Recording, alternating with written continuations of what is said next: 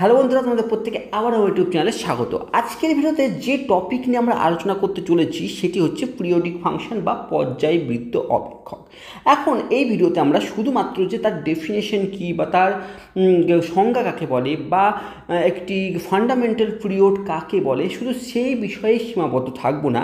আমরা এই বিষয়টিকে সম্পূর্ণরূপে অনুভব করব বিভিন্ন লেখচিত্রের মাধ্যমে, এবং কোন ফাংশনকে আমরা পিরিয়ডিক ফাংশন বলবো এবং কোন ফাংশনকে পিরিয়ডিক ফাংশন বলবো না, এবং তার পিরিয়ড কিভাবে নির্ণয় করবে সমস্ত বিষয় আমরা আলোচনা করব, যাতে তোমাদের এই টপিক রিলেটেড কোনোরূপ ডাউট না থেকে যায়।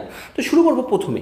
আমরা একটি চিত্রকে লক্ষ্য করছি, যে চিত্রে আমরা দেখতে পাচ্ছি একটি রেখাংশের ওপর বা একটি রেখার ওপর, সরলরেখার ওপর চারটি শেপের ত্রিভুজাকৃতির চারটি শেপ অবস্থিত আছে। এখন এই প্রত্যেকটি শেপের ক্ষেত্রফল এবং প্রত্যেকটি শেপের আকার কিন্তু সম্পূর্ণরূপে সেম। তাহলে একটি বিষয় আমরা অনুভব করতে পারি যে এখন তাহলে প্রথম যে শেপটি পেলাম, মানে প্রথম যে ত্রিভুজটি পেলাম, এই ত্রিভুজের যদি শেপ যদি বাকিগুলির সঙ্গে সেম হয়, তাহলে এই ত্রিভুজটিকে আমি অঙ্কন করি, একটু সরে যাচ্ছে, বেঁকে যাচ্ছে, কিন্তু এই ত্রিভুজটিকে যদি আমরা অঙ্কন করতে পারি, তাহলে এই ত্রিভুজটির আমি যে কোনো জায়গায় আমি যদি একে সরিয়ে এখানে বসাই, তাহলেও ঠিক ততটাই জায়গা সে দখল করবে, অথবা যদি আমরা এখানে বসাই ততটাই সে জায়গা দখল করবে, বা আমরা এখানে বসালেও ঠিক ততটাই জায়গা দখল করবে, তাই তো? সেটাই করবে।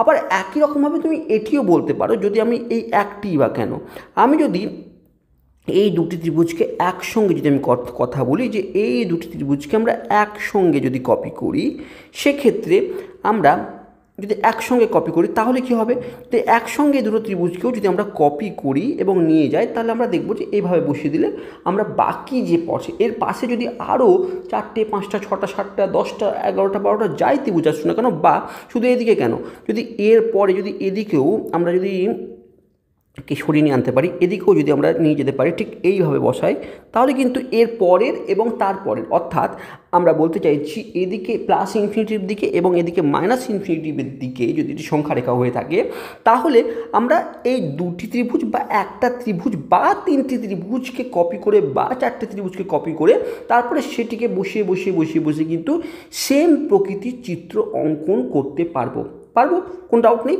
তাহলে আমরা যদি সেটি হয়ে থাকে, এখন যদি আমি এই জায়গাতে যদি একটি আমি ওয়াই অ্যাক্সিস এঁকে নিই, এটি যদি ওয়াই অ্যাক্সিস হয়ে থাকে, ওয়াই ড্যাশ, এবং এটি যদি এক্স এবং এক্স ড্যাশ হয়ে থাকে, এটি অরিজিন হয়ে থাকে, তাহলে লক্ষ্য করার বিষয় হচ্ছে এই যে ত্রিভুজটি পেলাম, অর্থাৎ আমি এখন এর নাম 1 দিচ্ছি, পয়েন্ট দিচ্ছি, এটি 2 দিচ্ছি, এটি 3 দিচ্ছি এবং এটি 4 দিচ্ছি। একই রকমভাবে এদিকে -1, এই পয়েন্টটিকে -2, এই পয়েন্টটিকে আমি -3 এবং এই পয়েন্টটিকে -4, ঠিক এইভাবে বিবেচনা যদি করে থাকি, তাহলে লক্ষ্য করার বিষয় হচ্ছে, এবং আরেকটা বিষয় হচ্ছে আমরা ওয়াই পয়েন্ট, অর্থাৎ এই পয়েন্টগুলি যদি 2 হয়ে থাকে, যদি 2 হয়ে থাকে,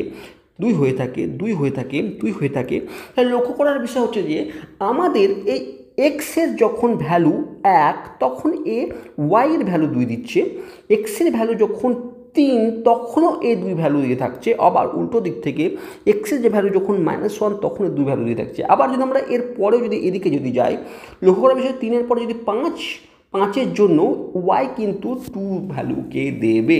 তাহলে এই যে 0-র জন্য এই পয়েন্টটি 0, 1-এর জন্য 2, 2-এর জন্য 0, আবার এখানে যদি কোনো পয়েন্ট নিতাম তার জন্য একটি পয়েন্ট পেতাম, এবং এখানে যদি পেতাম তার জন্য পয়েন্ট পেতাম। ঠিক একই রকমভাবে এই পয়েন্টটি এখানে আসতো এবং এই পয়েন্টটি এখানে আসতো, এবং তার জন্য যে দুটি পয়েন্ট পেতাম সেই তাই ভ্যালু কিন্তু সেম হতো। অর্থাৎ আমি বলতে চাইছি যে এইটি এবং এইটির মধ্যে আমি যদি অন্য কালার দিয়ে যদি বলি, তাহলে এইটুকু এবং এইটুকুর মধ্যে, অর্থাৎ 1 এবং 2 এর মধ্যবর্তী যদি ত্রিভুজটির বিভিন্ন, অর্থাৎ এই যে যতগুলি এর মধ্যে পয়েন্ট আছে, সেই পয়েন্টগুলিতে ওয়াই যে ভ্যালু দেবে, অর্থাৎ এক্সের, অর্থাৎ ইনপুট, এক্সকে আমরা ইনপুট হিসাবে ধরি, ওয়াইকে আউটপুট হিসাবে ধরি। এখন কোনো একটি function f of x is equal to যদি কিছু হয়ে থাকে, অর্থাৎ y is equal to f x যদি একটি ফাংশন হয়ে থাকে, তাহলে এক্সের ভ্যালু প্রত্যেকটি পয়েন্টের জন্য এখানে যা পাবো, ঠিক একই রকমভাবে এই পয়েন্টের ঠিক এইরকম জায়গায় এসে, এই পয়েন্টের ঠিক এরকম জায়গায় এসে, অর্থাৎ আমরা সেম মানকেই দিয়ে কিন্তু দিচ্ছে। তার অর্থ হচ্ছে লক্ষ্য করার বিষয় দেখো, যে এই পয়েন্টটি এবং এই পয়েন্টটির মধ্যে দূরত্ব কত ইউনিট, 2 ইউনিট। কারণ এটি যদি 0 হয়, এটি যদি আমি ধরে নিচ্ছি 0.5 বা কিছু একটা যদি হয়ে থাকে, তাহলে এটি ঠিক এক্স্যাক্টলি 2 ইউনিট দূরে অবস্থিত। যেমন ঠিক এটি যদি আমার 1 হয়েছিল, এটি যেমন 3 ছিল, তাহলে 1 এবং 3 এর মধ্যবর্তী ডিস্টেন্স কিন্তু এক্স্যাক্টলি 2 ছিল। আবার দেখো 2, এই যে 2 পয়েন্টটি, এই পয়েন্টে কিন্তু এর ভ্যালু 0, বা 4 পয়েন্ট এর ভ্যালু কিন্তু 0 এসেছে। অর্থাৎ এক্স যখন 2 এবং 4, ওয়াই তখন কিন্তু 0 0 মানকে দিয়েছে। লক্ষ্য করার বিষয় হচ্ছে যে আবার একই রকমভাবে এক্স যখন -1 তখন 2, তাহলে এখানে 1 এবং -1 মধ্যবর্তী ব্যবধানও কিন্তু 2। অর্থাৎ একটি নির্দিষ্ট ব্যবধানে যখন এরকম একটি সিচুয়েশান ঘটছে, তখন লক্ষ্য করা হচ্ছে যে একটি নির্দিষ্ট ব্যবধানে কিন্তু সমস্ত এফ এক্স ওয়াইয়ের সঙ্গে সমান হয়ে যাচ্ছে।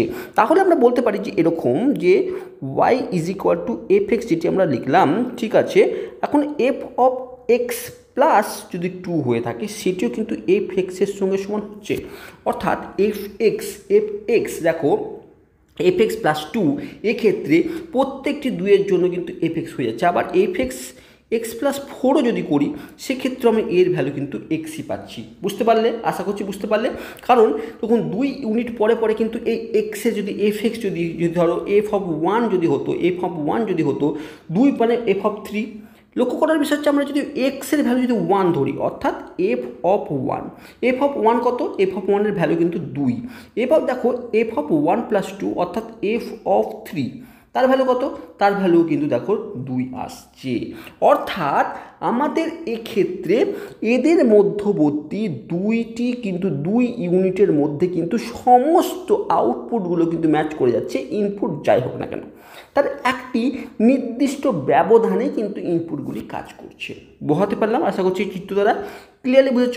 ঠিক একই রকমভাবে যে আরেকটি চিত্র লক্ষ্য করে দেখো, এবং আমি বলি যে এটি এক্স অ্যাক্সিস, এটি এক্স ড্যাশ, এবং এখানে কোনো একটি জায়গায় যদি আমি ওয়াই অ্যাক্সিসকে কনসিডার করি, ওয়াই ড্যাশ কনসিডার করি, তাহলে লক্ষ্য করার বিষয় হচ্ছে এটি যদি 1 এবং এটি 2, এটি যদি 3, এটি যদি 4, এটি যদি 5 এরকম হয়ে থাকে, লক্ষ্য করার বিষয় হচ্ছে এই যে অংশটি, আমি যদি এই অংশটিকে আমি যদি কপি করতে পারি, এবং আমি যদি এই অংশটিকে যদি আমরা কপি করতে পারি, ঠিক এই এক্স্যাক্টলি এই অংশটিকে, এবং আমরা নিয়ে যেতে পারি, দেখো প্রত্যেকটি ক্ষেত্রে কিন্তু এভাবে বসিয়ে কিন্তু ম্যাচ করাতে পারি। আবার এদিকেও আমরা বসিয়ে সেম ম্যাচ করাতে পারি। আবার তুমি যদি আবার একই রকমভাবে বলতে পারো যে তুমি দুটো নিয়েও কাজ করতে পারো, তুমি এই দুটোকে নিয়েও তো এরকমভাবে কপি করে করতে পারতে তো, তাহলে করতে পারতে। তাহলে ঠিক একই এক্স্যাক্টলি আমি বলতে চাইছি, যখন এক্সের পার্টিকুলারলি এই 1 থেকে 2 এর মধ্যে যে ভ্যালুর জন্য এক্স ওয়াইয়ের যে ম্যান পাচ্ছিলাম, একই রকম 2 3 এর মধ্যেও ঠিক কিছু দূরত্বে একই রকম মান পাচ্ছিলাম, ব্যবধানটা কিন্তু সেমই থেকে যাচ্ছিল। অর্থাৎ আমি যদি 1 এবং 2 অর্থাৎ এদের ব্যবধান 1, অর্থাৎ এই ব্যবধানে কিন্তু যে মান পাচ্ছিলাম, সেই ব্যবধানে কিন্তু ওয়াইয়ের ভ্যালু কিন্তু সেম হবে। অর্থাৎ সেম কিছু ব্যবধানে কিন্তু এফ এক্সের মানের কোনো পরিবর্তন, অর্থাৎ ওয়াইয়ের মানের কোনো পরিবর্তন নেই। দেখো এই পয়েন্টে ওয়াইয়ের যা ভ্যালু, এই পয়েন্টে ওয়াইয়ের যা ভ্যালু, এই পয়েন্টে ওয়াইয়ের যা ভ্যালু, এই পয়েন্টে ওয়াইয়ের যা ভ্যালু সেম, কিন্তু আর তাদের মধ্যে এই যে ব্যবধান, সেটিও কিন্তু এক্স্যাক্টলি সেম। অর্থাৎ 2 থেকে এর মধ্যে এবং এর থেকে এর মধ্যে এবং এর থেকে এর মধ্যে এদের ব্যবধানও কিন্তু নির্দিষ্ট। অর্থাৎ আমরা আউটপুট আমরা রিপিটেড পেয়ে যাচ্ছি কি নির্দিষ্ট ব্যবধানের জন্য।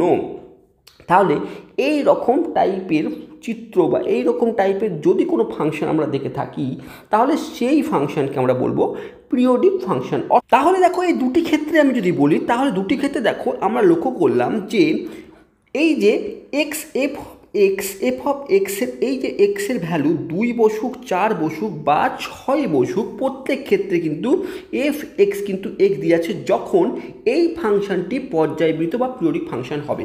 তাহলে আমরা 2, 4, 6 এরকমভাবে নোট করলে আমরা এর পিরিয়ড কাকে বলবো? এই 2, 4, 6 এইগুলি প্রত্যেকটি, অর্থাৎ যে আমরা দেখলাম যে এই প্রথম অংশটির পিরিয়ড হচ্ছে 2, এবং তার গুণিতক হিসাবে আমরা যাই বসাই না কেন, যেমন 2, 4, 6 এই এক্স প্লাস 2 প্লাস 6 যাই বসাই না কেন, সব ক্ষেত্রে এর ভ্যালু কিন্তু এফ এক্স দেবে যখন এর পর্যায় বা যখন এর পিরিয়ড হবে 2। আর এই যে অংশটি একে আমরা 2 বলে আছি। তাহলে তোমার মাথা হচ্ছে তাহলে এটি কেন চারত পর্যায়ে, কারণ আমরা বলেছিলাম এই দুটিকেও যদি কপি করি এবং দুটিকে কপি করে যদি আমরা পেস্ট করতে থাকি সেক্ষেত্রেও হবে। তাহলে চারকেও আমরা কিন্তু পিরিয়ড বলতে পারি। 2, 4, 6, 8 এই 2-এর সমস্ত গুণিতকগুলি কিন্তু এই ফাংশনের পিরিয়ড বলে বিবেচিত হবে। কিন্তু তার মধ্যে যেটি সব থেকে মিনিমাম অর্থাৎ এই 2কে আমরা বলবো ফান্ডামেন্টাল পিরিয়ড। আমরা 2কে যেটি মিনিমাম যে পিরিয়ডটি সেইটাকে বলবো আমরা ফান্ডামেন্টাল পিরিয়ড।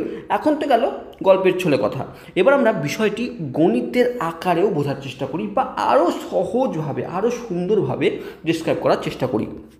দেখো আমরা এই টেবিলটি তো আমরা প্রত্যেকে ইউনিট সার্কেলটি পড়েছি এবং এই ইউনিট সার্কেল আমি ধরে নিচ্ছি এটি এক্স অ্যাক্সিস, এটিকে এক্স অ্যাক্সিস অর্থাৎ এক্স এক্স ড্যাশ এবং একে ওয়াই অ্যাক্সিস অর্থাৎ ওয়াই ওয়াই ড্যাশ আমি ধরে নিচ্ছি। এখন আমরা প্রত্যেকে জানি যদি একটি ইউনিট সার্কেল হয়ে থাকে তাহলে এই পয়েন্টটি হবে 1,0, এই পয়েন্টটি 0,1, এই পয়েন্টটি 1,-1,0 এবং এই পয়েন্টটি 0,-1। আমরা এই বিষয়গুলি কিন্তু অলরেডি ত্রিগোনোমেট্রিক ফাংশানে কিন্তু আলোচনা করেছি ব্রিফলি। তাও আমি বলছি এটি কেন হলো, কারণ এটি যদি ইউনিট সার্কেল তার অর্থ হচ্ছে এর ব্যাসার্ধ হচ্ছে 1 ইউনিট, আর 1 ইউনিট হলে এই অংশটি হচ্ছে 1 এবং এটি ওয়াই কোঅর্ডিনেটস হচ্ছে 0 এই পয়েন্টে, কারণ এক্স অ্যাক্সিসের উপর অবস্থিত, তাহলে 1,0। একই রকমভাবে এটি 0,1 কেন, কারণ এটি এক্স কোঅর্ডিনেট 0 এবং ওয়াই কোঅর্ডিনেটস 1, যেহেতু এটি কিন্তু ইউনিট সার্কেল অর্থাৎ এর ব্যাসার্ধ 1, তাহলে এটি বৃত্তের এই পয়েন্টটি হচ্ছে বৃত্তের যেহেতু ব্যাসার্ধ 1 তাহলে এটি 1ই হবে, ওয়াই অ্যাক্সিসটা ওয়াই কোঅর্ডিনেটস 1 হবে। একই রকমভাবে আমরা এই এক্স ড্যাশের দিকে অর্থাৎ নেগেটিভ এক্সের দিকে -1,0 এবং নেগেটিভ ওয়াইয়ের দিকে 0-1 এই কিন্তু কোঅর্ডিনেটস থাকবে। আবার আমরা অন্য রকমভাবে আমরা দেখেছি এই coordinates actually cos theta sine theta দ্বারাও কিন্তু রিপ্রেজেন্ট করতে পারি যখন এটি ইউনিট সার্কেল হয়ে থাকে। তার অর্থ হচ্ছে আমরা cos 0 ডিগ্রি অর্থাৎ cos 0 ডিগ্রি কিন্তু 1 ভ্যালুকে দিচ্ছে এবং সাইন 0 ডিগ্রি 0 ভ্যালুকে দিচ্ছে, ঠিক আছে। একই রকমভাবে আমরা এক্ষেত্রে আমরা বলতে পারি cos থিটা সাইন থিটা, তাহলে cos থিটা সাইন থিটা মানে cos 0 এখন 0কে দিচ্ছে, cos 90 ডিগ্রি এখন 0কে দিচ্ছে এবং সাইন 90 ডিগ্রি এখন 1কে দিচ্ছে। একই রকমভাবে cos থিটা সাইন থিটা এখানে cosকে -1 দিচ্ছে যখন cos পায় মানে cosের ভ্যালু যখন 180 ডিগ্রি এবং সাইনের ভ্যালু যখন 180 ডিগ্রি তখন একে 0 দিচ্ছে। একই রকমভাবে এক্ষেত্রেও cos থিটা এবং সাইন থিটা এর কোঅর্ডিনেটস হবে এবার তাহলে এখানে 370 ডিগ্রি, তাহলে cos 270 ডিগ্রির মান হচ্ছে 0 এবং cos সাইন 270 ডিগ্রি মান হচ্ছে -1। ঠিক এই বিষয়গুলো আমরা ক্লিয়ার করে ফেললাম। এবার যদি আমরা সাইনের গ্যাপকে লক্ষ্য করি, এবার যদি আমরা এর উপর বেস করে এই ইউনিট সার্কেলের উপর বেস করে এবং আমরা যদি দেখো এই পয়েন্টটি 30 ডিগ্রি √3/2 বা 1/2 ঠিক একই রকমভাবে এর মানগুলি যদি লক্ষ্য করো, অর্থাৎ আমি যদি প্রথমে সাইন এক্সের কথা বলি, সাইন থিটার আমরা গ্যাপের কথা বলি, সাইন থিটার গ্যাপের কথা বললে তুমি লক্ষ্য করবে সাইন যখন 0 ডিগ্রি তার ভ্যালু কিন্তু 0 দিচ্ছে। ভালো করে নোট করো এগুলি। সাইন 0 ডিগ্রি অর্থাৎ এই পয়েন্ট থেকে আমি পেলাম সাইন 0 ডিগ্রি সেটি আমাকে 0 মান দিচ্ছে। এখান থেকে পেলাম সাইন 90 ডিগ্রি আমাকে 1 মান দিচ্ছে, ঠিক আছে। এখান থেকে পেলাম আমি সাইন 180 ডিগ্রি আমাকে কী মান দিচ্ছে 0 মান দিচ্ছে। আবার একই রকমভাবে এখান থেকে আমি সাইন 270 ডিগ্রি আমাকে -1 মান দিচ্ছে। এইভাবে কিন্তু চলতেই থাকবে, 270 ডিগ্রি পরে এখানে আসবে 360 ডিগ্রি, এভাবে কিন্তু কন্টিনিউ কিন্তু সেম মানকে রিপিট করবে। আর এখনই বললাম পর্যায়বৃত্ত বা পিরিয়ডিক ফাংশন কাজ হচ্ছে মানকে রিপিট করা। কখন কার পর থেকে রিপিট করছে, যখন মানটি দেখো লক্ষ্য করে দেখো যে যখন এর মান 0 ডিগ্রি ছিল তখন এই সাইন থিটা 0 ভ্যালু দিচ্ছিল, কিন্তু সাইন যখন 30 ডিগ্রি তখন এর মান 1/2 ছিল মানে 0.5, তারপরে সাইন 45 √2/2, তারপরে √3/2 মানে মানটি 0 থেকে ধীরে ধীরে বাড়তে 1-এ গিয়ে সে মানে ওয়েট করলো, তারপরে আবার কমতে আবার √3/2 √2/2 1/2 আবার বাড়তে আবার ঠিক বাড়তে মানে কমতে সেই মানটি আবার 0তে এসে শেষ হলো। আবার তারপরে আবার কি হলো, তারপরে আবার দেখো মানটি নেগেটিভ হতে হতে হতে হতে -1-এ পরিণত হলো, তারপরে আবার বাড়তে বাড়তে সে কিন্তু 0-তে পরিণত হলো। তাহলে এই যে বাড়া কমা এই ঘটনাগুলি তখন ঘটতে থাকলো যখন এর মানগুলি 0 থেকে 180 ডিগ্রি বা 360 ডিগ্রি পর্যন্ত গেল, অর্থাৎ পুরোপুরি চক্র যখন এক পাক ঘুরে গেল তখন পর্যন্ত এই কিন্তু পরিবর্তনটি চলতেই থাকলো। এবং চলার পর আবার সেম জিনিসগুলো পুনরাবৃত্তি হয়ে গেল, মানে একবার পুরো পাক তো খেয়ে নিল, তারপরে আর নতুন কিছু না, তারপরে আবার সেম জিনিসগুলো আবার রিপিট হতে শুরু করলো।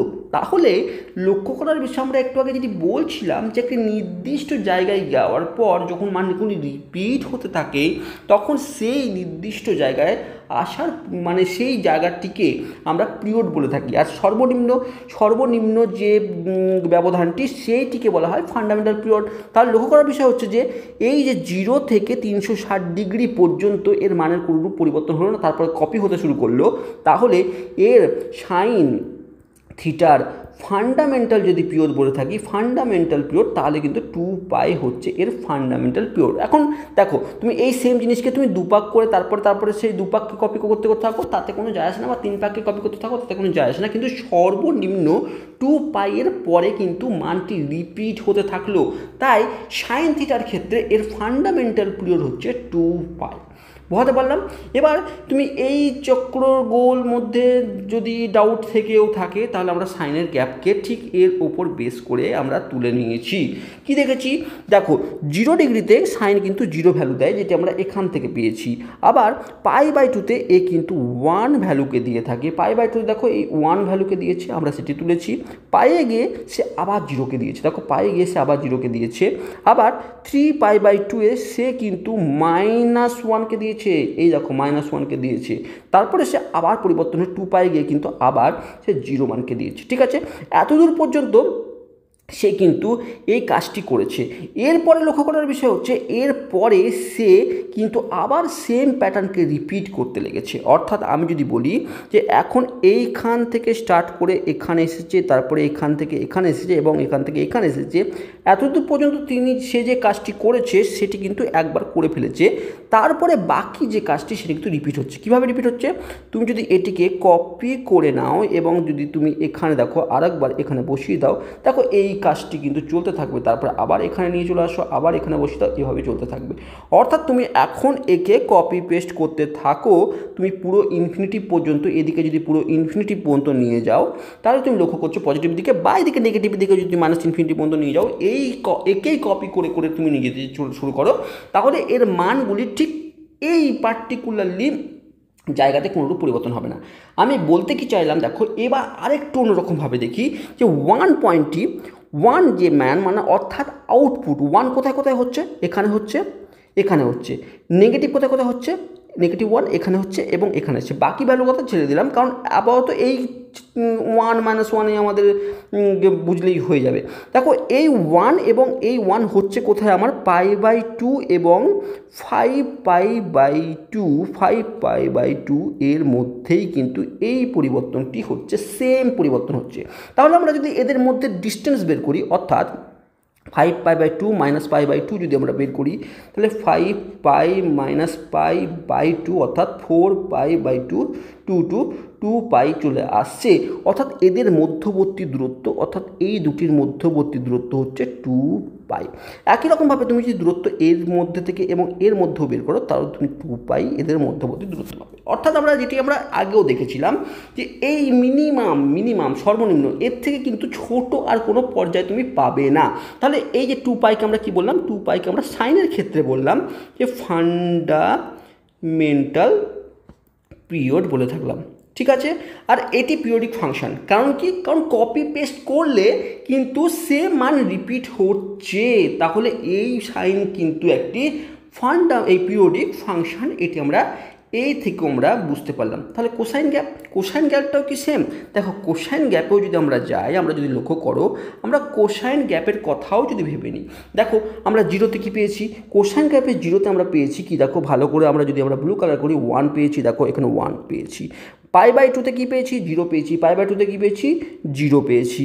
তার পাই কত পেয়েছি, -1 পেয়েছি, দেখো -1 পেয়েছি। এবং 3 পাই বাই টুতে কী পেয়েছি, 3 পাই বাই টুতে আমি পেয়েছি 0, 0 চলে এসেছে। ঠিক আছে, একই রকমভাবে 2 পাই কী পেয়েছি, 2 পাই পেয়েছি আমি 1, আমি এখানে চলে এসেছে। দেখো লক্ষ্য করার বিষয় হচ্ছে যে একই রকমভাবে যদি আমি এই অংশটিকে যদি কপি করো, তুমি লক্ষ্য করো এই অংশ থেকে তুমি যদি এখন এইটুকু যদি কপি করে ফেলো এবং এটিকে যদি তুমি তুমি যদি কপি করে বসাতে শুরু করো, তুমি তাহলে লক্ষ্য করবে, আমি করে দেখাই না কী প্রবলেম আছে, আমি যদি করে দেখাই তাহলে দেখো এই পরে এইরকম পজিশনে আসবে। ঠিক আছে, দেখো এরকম পজিশনে, ঠিক আছে, একই রকমভাবে কন্টিনিউ চলতে শুরু করবে। অর্থাৎ কপি করলে কিন্তু এই কাজটি ক্লিয়ার হয়ে যাচ্ছে। তাহলে আমরা দেখছি যে আবার দেখো ডিস্টেন্স লক্ষ্য করে দেখো, তুমি এর ক্ষেত্রেও ডিস্টেন্স লক্ষ্য করে দেখো, 2 পাই আর এটি 0। দেখো 0 2 পাইয়ের মধ্যে ডিস্টেন্স ক্লিয়ারলি 2 পাই। তাহলে এই যে এদের মধ্যে দেখো এর মধ্যে ডিস্টেন্স, অর্থাৎ যখন 1 ভ্যালুটি দিচ্ছে, একবার যখন 1 ভ্যালু দিচ্ছে আর দ্বিতীয়বার 1 ভ্যালু দিচ্ছে, তাদের মধ্যে ডিস্টেন্স হচ্ছে 2 পাই। অথবা এরকম বলতে পারি যখন -1 এবং -1 এই দুটি ভ্যালুর মধ্যেও ডিস্টেন্স হচ্ছে 2 পাই। মানে একই মান বারবার রিপিট করছে কিছু একটি পর্যায়ে বা কিছু একটি সময়ের অবকাশে যদি বলি, বা টাইমের বা পিরিয়ডের পর কিন্তু একই মানকে রিপিট করছে। তাহলে বুঝলাম যে একই মানকে রিপিট করছে সেই সব ফাংশানগুলিকে আমরা পিরিয়ডিক ফাংশন বলি। তাহলে ডেফিনেশন কি?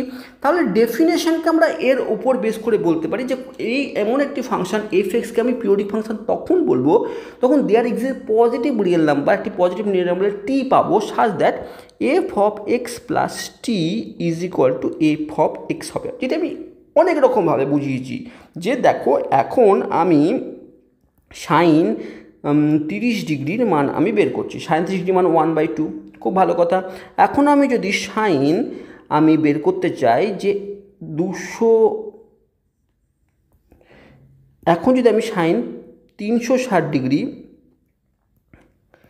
প্লাস 30 ডিগ্রি এরও মান বের করতে চাই, তাহলে লক্ষ্য করার বিষয় হচ্ছে যে 360টি কি, আমি এই 360টিকে টি হিসাবে ধরলাম। লক্ষ্য করার বিষয় হচ্ছে যে টি 360 ডিগ্রি হচ্ছে 2 পাই, মানে এটি হরাইজন্টাল লাইনকে রিপ্রেজেন্ট করছে, অর্থাৎ আমার সাইনের কোনো রূপ পরিবর্তন হবে না, সাইনই থাকবে। তার পাশে 30 ডিগ্রি বসিয়ে দেব এবং sine 360 degree plus theta, 360 degree plus theta এটি ফার্স্ট কোয়াড্রেন্টে অবস্থান করছে, অর্থাৎ ফার্স্ট কোয়াড্রেন্টে সাইন কিন্তু পজিটিভ ভ্যালুকে দেবে। তাহলে আমার এর যে মান বের হয়ে গেল সেটি হলো সাইন 30 ডিগ্রি। অর্থাৎ আমি কী পেলাম, আমি যদি টি ধরে থাকি তাহলে আমি পেলাম এরকম সাইন 30 ডিগ্রি প্লাস টি সাইন 30 ডিগ্রি। অর্থাৎ আমি যদি কম্পেয়ার করি, যেটি আমাকে ডেফিনেশন বললো যে সাইন x + t সাইন এক্সে রূপান্তর হলো, তখন এই টিকে বলবো আমরা ফান্ডামেন্টাল। এখানে টিকে আমরা পিরিয়ড বলবো, এখানে ফান্ডামেন্টাল কি, এখানে যদি 360 ডিগ্রি জায়গায় যদি 720 ডিগ্রি থাকতো তাতেও হতো, অর্থাৎ এইটির মাল্টিপালস হিসাবে যদি এখানে টিকে আমি নিতাম সেক্ষেত্রেও হতো। তুমি বলবে কী করে হতো, দেখো আমি এবার বোঝাবার চেষ্টা করি। তাহলে আমি টিকে কী বলবো, আমি টিকে পিরিয়ড বলবো, ফান্ডামেন্টাল পিরিয়ড বলবো না। টি ফান্ডামেন্টাল পিরিয়ড তখন হবে যখন মিনিমাম ভ্যালুকে নেবে। ঠিক আছে, এই 720 ডিগ্রি হলেও কিন্তু সাইন 720 ডিগ্রি প্লাস এক্স হলেও কিন্তু এই সাইন এক্সকেই দিত, অর্থাৎ এই 720 ডিগ্রিও কিন্তু এখানে পিরিয়ডকে বলছে। কিন্তু টি যখন টি মিনিমাম হবে অর্থাৎ 360 ডিগ্রি, এর থেকে মিনিমামে কিন্তু সাইনের ভ্যালুকে তুমি এইভাবে রিপ্রেজেন্ট করতে পারবে না, অর্থাৎ সাইন এক্স প্লাস টি সাইন এক্স রিপ্রেজেন্ট করতে পারবে না যদি এই 360 ডিগ্রির কম হয় টি এর ভ্যালু। তাহলে আমরা এই মিনিমাম ভ্যালুটিকে আমরা বলবো, এই টি বলে থাকবো আমরা ফান্ডামেন্টাল পিরিয়ড। ঠিক আছে, বোঝাতে পারলাম।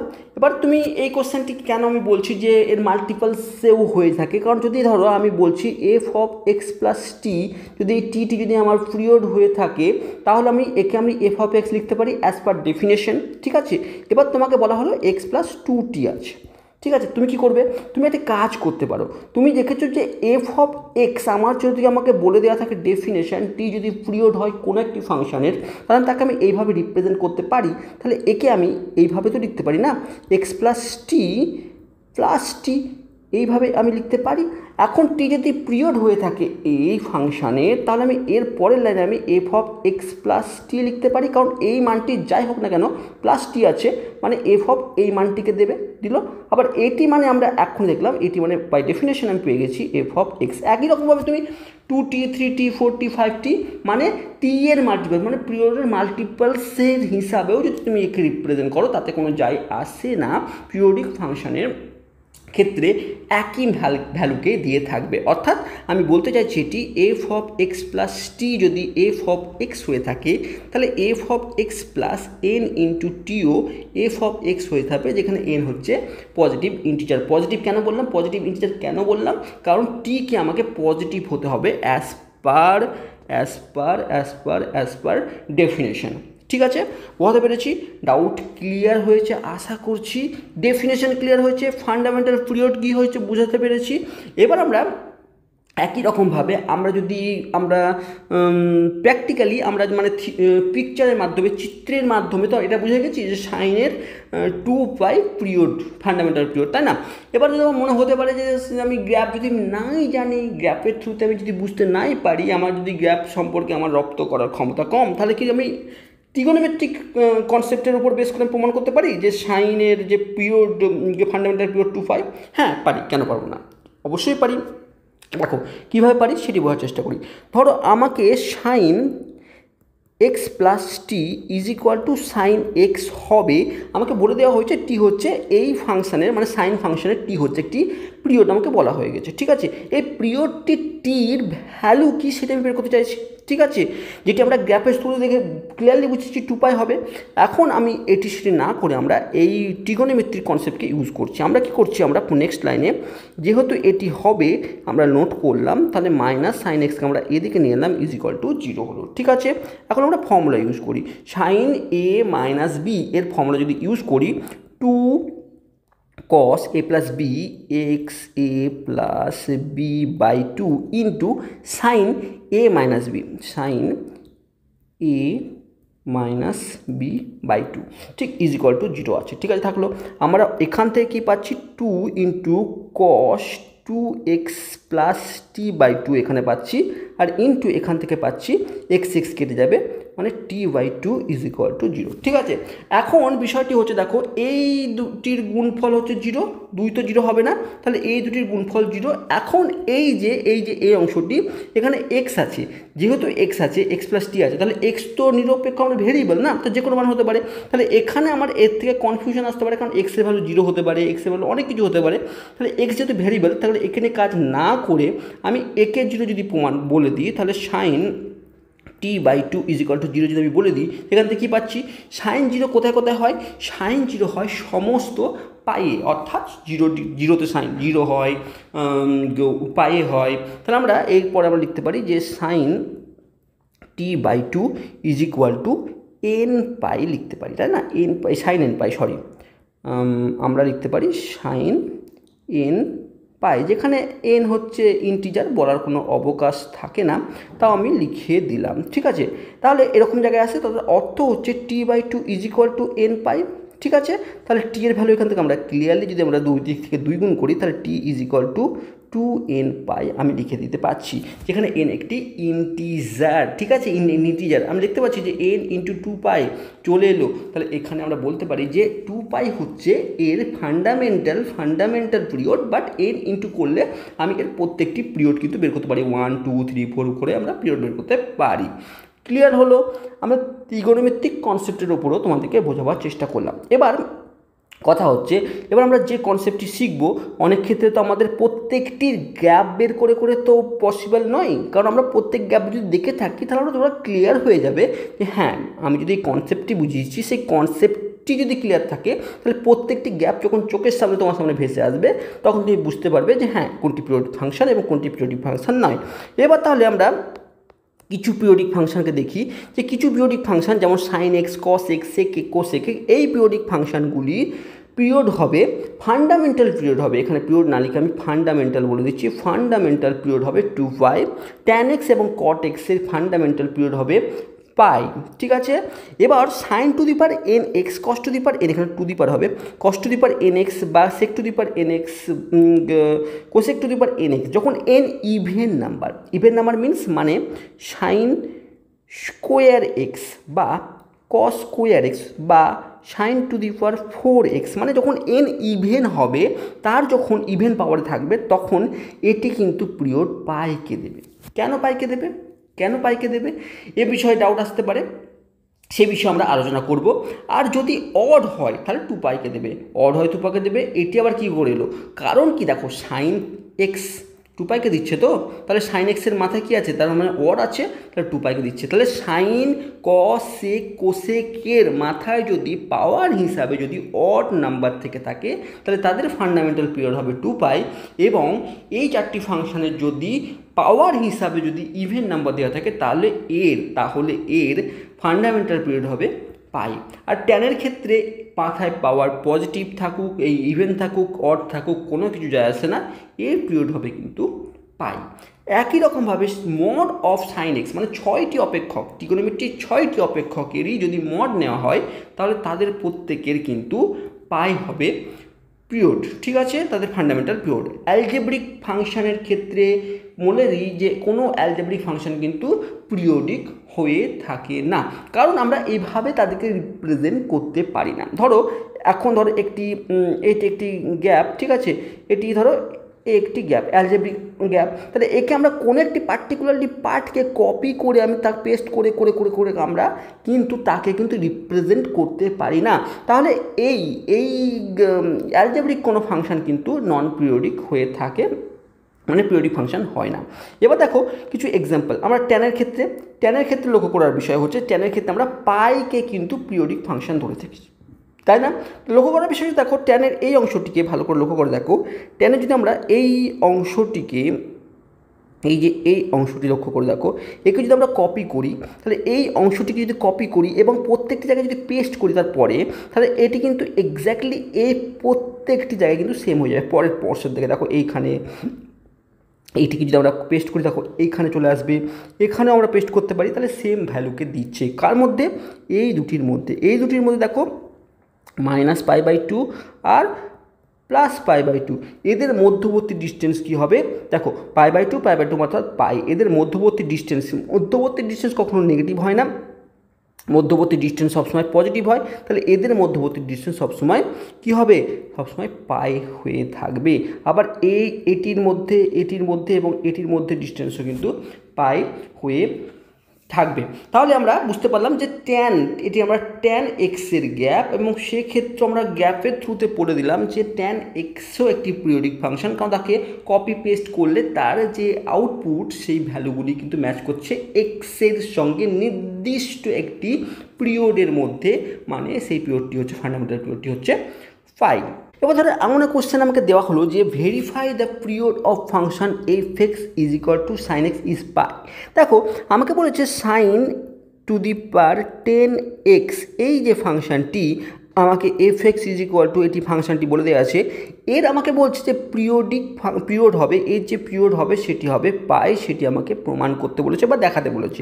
স্বাভাবিকভাবে আমি যেটি পড়লাম, যে লিস্টটি দেখলাম বা যে আমি যে চার্টটি দেখালাম, সেখানে আমরা বলেছিলাম যে সাইনের মাথায় sin two the power nx এ সব সময় এর ফান্ডামেন্টাল পিরিয়ড হবে পাই যখন n = ইভেন নাম্বার হয়ে থাকবে। এখন 10 তো ইভেন নাম্বার, 10 হচ্ছে পাওয়ারে ইভেন নাম্বার আছে, তাহলে স্বাভাবিকভাবে এর পিরিয়ডিক ফাংশন কিন্তু পাই হয়ে থাকবে। কীভাবে? অন্য রকমভাবে তুমি যদি বলো তাহলে দেখো, আমি একটি এক্সাম্পল দিয়ে বোঝাবার চেষ্টা করছি। কেন পাই, 2 পাই নয় কেন? কারণ সাইন এক্সের মান কি, সাইন 30 ডিগ্রির মান হচ্ছে 1/2, ঠিক আছে। এবার আমি যদি সাইন 180 ডিগ্রি প্লাস 30 ডিগ্রির মান বের করতে চাই, তাহলে মানটি কি হবে? প্রথম কথা, মানটি কি হবে? লক্ষ্য করে দেখো, সাইন 180 ডিগ্রি প্লাস 30 ডিগ্রি অর্থাৎ 180 ডিগ্রি মানে এটি হরাইজন্টাল লাইনকে রিপ্রেজেন্ট করছে, মানে ও ওয়াই লাইনকে রিপ্রেজেন্ট করছে, তাহলে সাইন কিন্তু সাইনই থাকবে, 30 ডিগ্রি পাশে বসিয়ে দিলাম। আর 180 ডিগ্রি প্লাস 30 হচ্ছে থার্ড কোয়াড্রেন্টকে রিপ্রেজেন্ট করছে, যেটি কিন্তু সাইন কিন্তু নেগেটিভ ভ্যালুকে দেয়, অর্থাৎ আমি -37 ডিগ্রি পাচ্ছি। কিন্তু বিষয়টি যখন হচ্ছে, যখন এর মাথায় পাওয়ার হিসাবে যখন আমার 10 আছে, তার অর্থ 10 আছে, তার অর্থ আমি এর মাথায় আমার 10 কিন্তু পাওয়ার থেকে গেছে, তার অর্থ হচ্ছে আমি এই মাইনাসকে এই ইভেন পাওয়ার থাকার জন্য আমি একে সাইন, এটি পজিটিভ হয়ে আমি সাইন 30 ডিগ্রি টু দি পাওয়ার 10 কিন্তু আকারে চলে আসবে। অর্থাৎ আমার যে সাইন 10 টু দি পাওয়ার 30 ডিগ্রির যে ভ্যালু, অর্থাৎ এ টু দি পাওয়ার টি যেটি ভ্যালু, এবং এর মানও কিন্তু তাই এসে দাঁড়ালো। অর্থাৎ লক্ষ্য করার বিষয় হচ্ছে যে আমি কি করলাম, আমি এর ভ্যালু আমি f of x is equal two, আমি কি পাচ্ছিলাম, F of x is equal two যে ভ্যালুটি পাচ্ছিলাম এফ অফ এক্স প্লাস আমি পাই বসিয়েও কিন্তু এফ অফ এক্সই কিন্তু পেলাম। দেখো পাই বসিয়েছি তো, এটা পাই বসিয়েছি, আমি পেলাম কি, আবার সেই ফাংশানটিকে তো ফিরে পেলাম, তাহলে আমরা এক্ষেত্রে আমরা প্রমাণ করতে পারি যে সাইন টু দি পাওয়ার 10 এক্সের ফান্ডামেন্টাল পিরিয়ড হচ্ছে পাই। এই কোশ্চেনটি খুব গুরুত্বপূর্ণ এবং খুব সুন্দর একটি কোশ্চেন। দেখো এই কোশ্চেনটি আমাকে কিন্তু কন্ট্রাডিকশন মেথডকে ইউজ করে আমরা করতে পারি। কীরকম, আমি ধরে নিচ্ছি সর্বপ্রথমে যে F x is equal two আমাকে কস অফ রুট এক্স আমাকে কী বলেছে, যেটি নন পিরিয়ডিক হবে আমাকে প্রমাণ করো। আমি ধরে নিচ্ছি না এটি পিরিয়ডিক হবে, যদি এটি পিরিয়ডিক হয়ে থাকে তাহলে আমি একটি পজিটিভ, আমি একটি টিকে নিয়ে আনতে পারবো। যদি এটি হয়ে থাকে তাহলে আমি f of x plus t is equal to F of x হবে হিসাবে। যদি এটি পিরিয়ডিক হয় আমি ধরে নিচ্ছি যে এই ফাংশনটি f x cos square root of x এটি একটি পিরিয়ডিক ফাংশন, তাহলে আমার এই কাজটি কিন্তু হবে। তাহলে যদি তাই হয় তাহলে আমি এখানে আমি f of root x plus t লিখছি, যেখানে এটি কিন্তু পজিটিভ নাম্বার, ঠিক আছে, পজিটিভ, ঠিক আছে, এটি কিন্তু আমাদের ডেফিনেশনে বলা আছে। তাহলে আমরা এখান থেকে আমরা পাচ্ছি কি, আমরা পাচ্ছি এর অ্যান্সার পাচ্ছি কস অফ রুট এক্স হিসাবে এটিই পাওয়া উচিত, আমরা এটি কিন্তু পেয়েছি। এখন যদি আমরা এক্ষেত্রে একটি কাজ করি, এখন আমার এক্সের ভ্যালু, এক্স তো একটি ভেরিয়েবল, এক্সের ভ্যালু আমি 0 বসাতেই পারি, কারণ আমি নেগেটিভ বসাতে পারি না। এক্সের ভ্যালু আমি পজিটিভ বসাতেই পারি, কিন্তু নেগেটিভ বসাতে পারি না, বা 0 বসাতে পারি, ঠিক আছে, কিন্তু নেগেটিভ বসাতে পারি না এই কারণে, কারণ স্কোয়ার রুটের ভেতরে কিন্তু নেগেটিভ মান আমি আনতে পারবো না। তাহলে এক্সের ভ্যালু আমি পজিটিভ বসিয়ে, আমি 0 বসিয়ে প্রথমে দেখছি, তাহলে কি হবে, তাহলে আমি পাচ্ছি বাম পক্ষে, মানে আমি প্রথমে যদি এক্স ইজ ইকুয়াল টু 0 যদি বসাই তাহলে আমি পাচ্ছি কস অফ রুট টি, মানে 0 প্লাস টি মানে root t plus cos of 0। এখন কস অফ 0 মানে এর মান হচ্ছে 1, কস অফ 0 তার ভ্যালু কিন্তু 1। এখন কস অফ 1 কোন জায়গায় ভ্যালু দেয়, কসের কোন ভ্যালুর জন্য 1 মান দেয়, কস কিন্তু 2n পাই এর প্রত্যেকটির জন্য কস কিন্তু 1 ভ্যালু দিয়ে থাকে। এখন আমরা তাহলে বলতে পারি ডাইরেক্টলি যে রুট টি কিন্তু 2n পাই এর সঙ্গে সমান, এটি আমরা 1 নম্বর সমীকরণে দিয়ে রেখে দিলাম, ঠিক আছে, দিতে পারি। আবার আমরা এটিও তো করতে পারি না যে এক্স ইজ ইকুয়াল টু আমরা টিও তো বসাতে পারি, অর্থাৎ টি দ্বারাও রিপ্লেস করতে পারি, টিও একটি পজিটিভ নাম্বার। তাহলে যদি আমরা এই সমীকরণে, অর্থাৎ একে আমি এ দিয়ে দিচ্ছি, এই সমীকরণে যদি আমি এক্সের জায়গায় টিক দিয়ে রিপ্লেস করি তাহলে কী পাচ্ছি, cos of t plus t is equal to cos of t, এরকম একটি জায়গায় আসছে, তাই না। তাহলে আমরা সেখান থেকে পাচ্ছি cos of 2t is equal to cos of t. এখন এই কস অফ রুটটির ভ্যালু আমরা অলরেডি 1 নম্বর সমীকরণ থেকে, মানে এই পজিশন থেকে পেয়ে গেছি। কোন পজিশন থেকে, এই পজিশন থেকে পেয়ে গেছি 1, তাহলে আমরা এই জায়গাতে আমরা লিখতে পারি 1, তাই না, আমরা সেটি কিন্তু লিখে দিলাম। যদি তাই লিখে দিই তাহলে cos of 2 root square root of 2t is equal to 1, আর এই 1 মান কস অফ 2 ইন্টু এম পাইয়ের জন্য দিয়ে থাকে। আমরা এখানে n ধরেছি, যেখানে n হচ্ছে একটি পজিটিভ ইন্টিজার, ঠিক আছে, পজিটিভ ইন্টিজার। আমরা এখানেও আমরা m ধরলাম, এও কিন্তু একটি ইন্টিজারকে রিপ্রেজেন্ট করছে, ঠিক আছে। এম এন এ কনফিউজ করুন না, আমরা আলাদা করে রাখলাম, ঠিক আছে, যেহেতু কনফিউজ না হবে সেই জন্য, ঠিক আছে, এম এবং এন উভয় ইন্টিজার। তাহলে এই পজিশনে এলো, তার অর্থ আমরা এখান থেকে এটিও তো পাচ্ছি না, 2t is equal two 2m পাই। তাহলে আমরা এটি যদি 2 নম্বর সমীকরণ রাখি তাহলে এখন 2 বিভক্ত 1, এখন আমরা 2 বিভক্ত যদি 1 করে দিই তাহলে কি পাচ্ছি, root 2t by root t is equal to 2m pi by 2n pi, ঠিক আছে। রুটটি কেটে গেল, পাই কেটে গেল, 2 কেটে গেল, পড়ে থাকলো or root 2 is equal to m by n। খুব সুন্দরভাবে আমরা খুব সুন্দর একটি জায়গায় চলে এসেছি, যেখানে আমাকে বলা হচ্ছে যে √2 ভ্যালু হচ্ছে m/n। তুমি বলবে তাহলে কি হলো, এত কষ্ট করে এত কিছু করে আমি কোন জায়গায় এসে দাঁড়ালাম? √2 = m/n লিখলে কী ভাবে এসে যায়? আমরা কি ধরেছি, এমকে এবং এনকে ইন্টিজার ধরেছি। এখন দুটি ইন্টিজারের ভাগফল সব সময় একটি র্যাশনাল নাম্বার হবে বা মূলদ সংখ্যা হবে, কারণ মূলদ সংখ্যার ডেফিনেশনই বলছে p/q ফর্মে লিখতে পারবো, যেখানে p এবং q দুটি ইন্টিজার। তাহলে m/n আকারে যখন এসেছে, তখন এই ডান পক্ষটা কিন্তু সবসময় র্যাশনাল নাম্বার হয়ে থাকবে, কিন্তু বাম পক্ষ যেটি বলছে √2, সেটি আমরা পূর্বের মাধ্যমিকের পড়াশোনার মাধ্যমে আমরা এটি অলরেডি বুঝে গেছি, √2 কিন্তু হচ্ছে ইরেশনাল নাম্বার। তাহলে র্যাশনাল = ইরেশনাল যে নাম্বারটি এলো, সেটা আমাকে কন্ট্রাডিক্ট করলো। কোনটাকে কন্ট্রাডিক্ট করলো? আমি যে ধরেছিলাম যে এই ফাংশানটি একটি পিরিয়ডিক ফাংশন, তাকে কন্ট্রাডিক্ট করলো। তাহলে আমরা বলতে পারি ক্লিয়ারলি, আমরা এর মাধ্যমে আমরা ক্লিয়ারলি বলতে পারি যে এই f(x) = cos √x একটি নন পিরিয়ডিক ফাংশন।